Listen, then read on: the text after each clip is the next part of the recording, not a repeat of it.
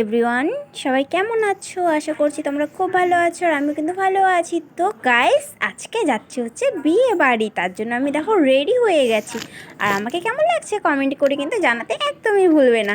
তো চলো গাইস, এখন বিয়ে বাড়ি যাওয়া যাক।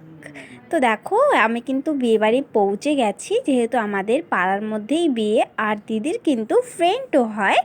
তো দেখো চলে এসেছি আমরা বিয়ে বাড়ি। তো এদিকে দেখো দিদিরা আছে, মানে আমরা অনেকজন মিলেই যাচ্ছি আর কি।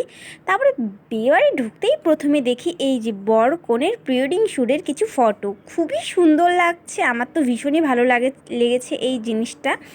তারপরে মানে বর দেখতে হলো না আর এক্সট্রাভাবে, তো ফটোর মধ্যেই বরকে দেখলাম। তো যাই হোক, এখন এখানে বিয়ের সব কিছু আয়োজন চলছে। তো দেখতেই পাচ্ছ এখানে ক্যামেরাম্যান সব সেট টেট করছে। তো আমরা এসে বসে আছি, যে এখনও পর্যন্ত কনে মণ্ডপের সামনে এসে বসেনি, মানে স্টেজে এসে বসেনি, তার জন্য আমরা এখানে অপেক্ষা করছি কনের জন্য।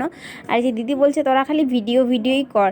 তারপরে দেখো এখানে কনে চলে এসেছে, আর কনেকে কিন্তু খুবই সুন্দর লাগছে, যেহেতু আমার দিদি হবে। তো দেখো খুবই সুন্দর লাগছে, আর মেকআপ আর্টিস্ট কিন্তু খুব সুন্দরভাবে সাজিয়েছে।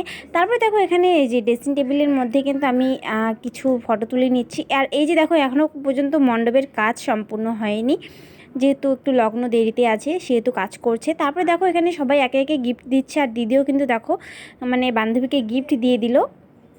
তো যাই হোক, তোমাদের কিন্তু কেমন লাগছে ভিডিওটা কমেন্ট করে জানাতে একদমই ভুলবে না। আর আমরা কিন্তু অনেক দিন পরে বিয়ের ইনভাইট পেয়েছি আর বিয়ে বাড়িতে গিয়েছি, মানে খুবই ভালো লাগছে।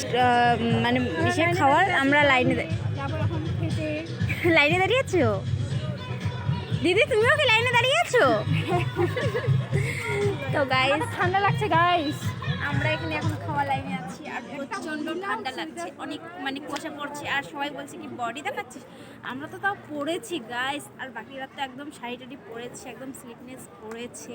তো যাই হোক, আমরা এখন খাবো, খেয়ে দিয়ে তারপর বাড়ি যাবো। কেমন লাগলো ব্লগটা অবশ্যই কিন্তু কমেন্টে জানাবে, ওকে গাইস। আমাদেরকে কিন্তু দেখো পাতা দিয়ে দিয়েছে আর আমরা কিন্তু খেতে বসে গেছি। তো আমি ভাবছি চুলটা আর কি করি, কারণ চুল ছেঁড়া অবস্থায় তো খাওয়া যাবে না। আর আমি কিন্তু সাথে করে একটা ক্লিপও নিয়ে এসেছি।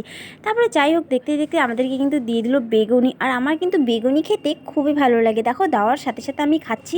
আর বেগুনিটা কিন্তু অনেক ঠান্ডা হয়ে গেছে, মানে নরম হয়ে গেছে, কিন্তু যেহেতু মানে অনেক আগেই ভাজা, আর জানোই তো ঠান্ডার দিনে সব কিছুই তাড়াতাড়ি ঠান্ডা হয়ে যায়।